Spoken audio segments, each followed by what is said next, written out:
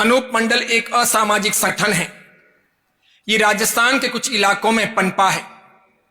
बमुश्किल 100 साल पुराना इसका इतिहास है। भारतीय धर्म, संस्कृति और समाज के उत्थान या उन्नति के लिए इसका कोई योगदान दिखाई नहीं देता।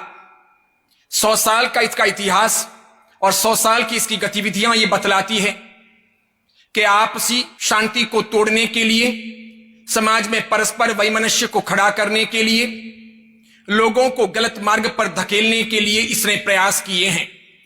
अनपढ़ लोगों को इसने उकसाया है।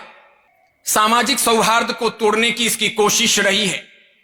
समय समय पर अनूप मंडल ने राजस्थान में जैन मंदिरों, अन्य स्थानों में तोड़फोड़ करने का, जैन साधुओं को गालियां देने या मारपीट करने का प्रयास किया है। कभी कभी उसने संगीन गुनाह तक किए हैं। अनूप मंडल के कई सदस्यों पर कई बार मुकदमे दाखिल हुए हैं। कई लोगों को जेल हुई है। अपराधों में इनकी लिप्तता स्पष्ट दिखाई देती है। लेकिन सामाजिक प्रीति में, प्रेम भाव में, समाज के उत्थान में, गरीबी को मिटाने में, समाज को जोड़ने में, भारत के नवनिर्माण में इसका कोई योगदान दिखाई नहीं देता। ऐसे असामाजिक संगठन को अवसरवादी लोग तूल देते हैं। वे उसे बढ़ावा देते हैं, अपनी रोटियां सेकते हैं। दुख इस बात का है कि राजस्थान के जालोर, पाली, सिरोही और बाड़मेर जिले के कुछ इलाकों में यह पनपा है। जिन लोगों को फोगट का खाना है, दूसरों को गालियां देकर के अपने आप को बड़ा बताना है, दूसरों की प्रगति में जिनको रोड़े अटकाने हैं, या जो जैन समाज के अथवा ऐसे ही अन्य व्यापारियों की प्रगति से जलते हैं, ईर्ष्या करते हैं, उनके विरोध में ये लोग काम करते हैं। इनकी बातें बेहूदी है, अतार्किक है, हास्यास्पद लगती है। इनकी बातें किसी के गले उतर नहीं सकती। लेकिन नासमझ समाज, अनपढ़ समाज, पढ़ा लिखा जो नहीं है, अंधविश्वासों में मानता है, वो इनका फॉलोवर्स बन जाता है, इनके अनुयायी बन जाते हैं। इस अनूप मंडल ने 100 सालों में ऐसे कई गलत कार्य किए हैं। एक बार तो राजस्थान के सिरोही जिले के कोलरगढ़ में जैन साधु को उन्होंने जिंदा जलाने का संगीन अपराध किया था। ये उन पर आरोप है। इस आरोप के तहत कई लोगों को गिरफ्तार किया गया था, उन पर मुकदमे चले थे और उन्हें जेल हुई थी। आज भी जगह जगह पर ये लोग ऐसी उल्टी सुल्टी गतिविधियां करते रहते हैं। देखने काबिल बात है, ये खुद को हिंदू कहलाते हैं, लेकिन इनकी विचारधारा हिंदुओं से कहीं मेल नहीं खाती। हिंदू धर्म की महान सांस्कृतिक परंपरा के ये कहीं अवशेष लगते हो, ऐसा दिखाई नहीं देता। इनको रामायण पर, गीता पर, उपनिषदों पर शायद विश्वास नहीं है। इसीलिए इन्होंने 100 साल पुरानी अपनी किताब को ही अपना धर्म ग्रंथ मान लिया है। उसी पर यकीन करते हैं। उटपटांग बातें उस किताब में लिखी हैं, उसी को वे फॉलो करते हैं और उसके आधार पर लोगों को भड़काते हैं। यह भी गौर करने लायक बात है कि न्यायालय के द्वारा यह किताब प्रतिबंधित है। इसे बांटना, छपाना अपराध है, तो भी बेधड़क ये लोग इसका हिंदी और गुजराती संस्करण छपाते हैं, बांटते हैं और लोगों में जहर घोलने का, लोगों को भड़काने का, भारतीय समाज की शांति नष्ट करने का प्रयास करते हैं। अब तक 100 सालों में इनकी इन गतिविधियों से इनको कोई फायदा नहीं हुआ। इनकी विचारधारा से लगता है कि ये या तो मार्क्स से या लेनिन से या माओ से प्रभावित हैं। साम्यवादी इनकी विचारधारा है। ये समाज के विकास को रोकना चाहते हैं। ये उल्टी सुल्टी बातें करके लोगों को गलत मार्ग पर ले जाते हैं। दुख इस बात का भी है कि राजस्थान की सरकारें इस पर लगाम लगाने में अब तक कामयाब नहीं हुई हैं। इसीलिए ये कहीं ना कहीं पनप रहा है।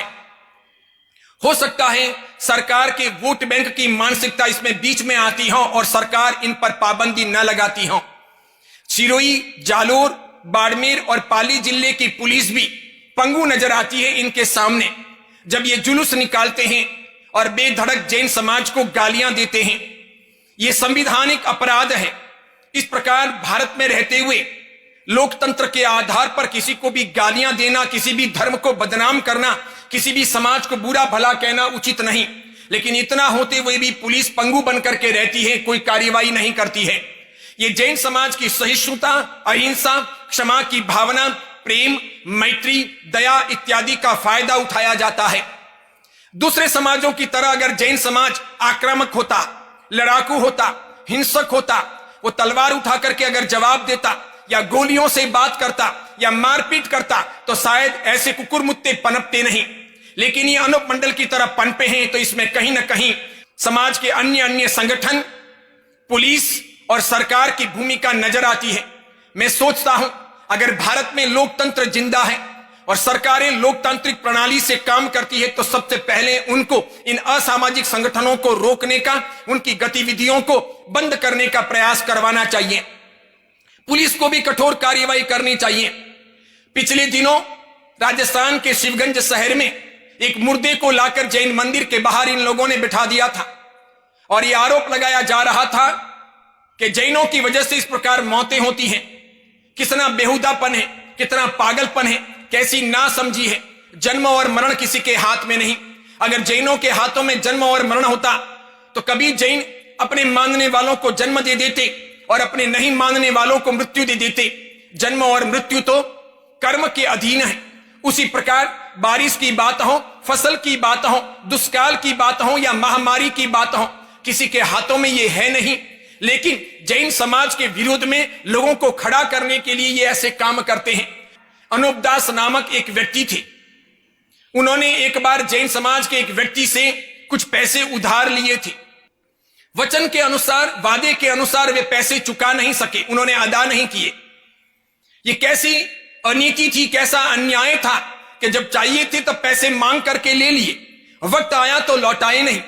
जैन ने उनसे अपने उधार पैसे, बकाया पैसे वापस लौटाने की बात कही तो वो भड़क गए। उसके बाद में उसने जैन समाज के विरोध में अलग अलग प्रकार के कारनामे करने शुरू किए।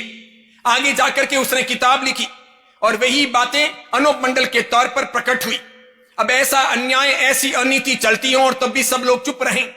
आपसे कोई चीज मांगे, आप दो और वापस वो न लौटाएं।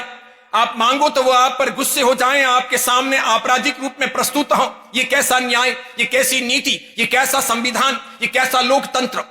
इसीलिए मैं सभी समाजों से कहना चाहूंगा कि वे सावधान बने, अनूप मंडल के चंगुल में कहीं ना फंसे, अपने लिए आपराधिक स्थितियां मोल ना लें। ये पाप है, अपराध है जो अनूप मंडल के साथ में जुड़ते हैं। वे आज नहीं तो कल कहीं ना कहीं इसकी सजा भुगतेंगे।